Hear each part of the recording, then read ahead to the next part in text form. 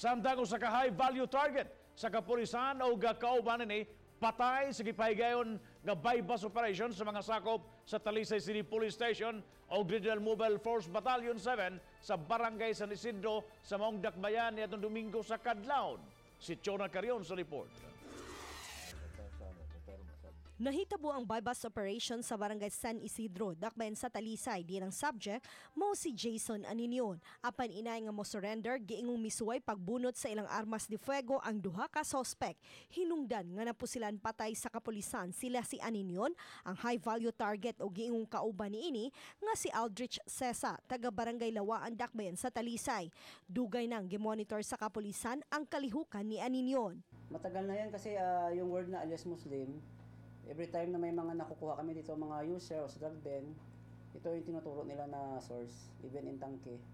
Ito yung mga matunog na mga mga supplier.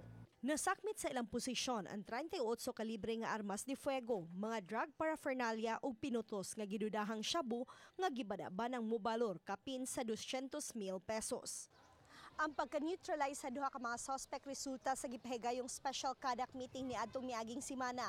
Nalipay si Colonel Conag nga daghan ng mga barangay officials ang mihatag og listahan sa mga drug personalities sa ilang tagsa-tagsa ka barangay. After the meeting sa City Hall, may mga nidoon na sa amon nga mga barangay officials giving us list. Isa ito sa mga information na binigay ng mga ating barangay officials and concerned citizen. Nang hinaot si Conag nga padayon ang kooperasyon sa mga opisyal sa kabarangayan ning pakigubat batok sa gidiling drogas. Uban ni Marlon Melgaso, Chona Carion, Balitang Bisdak.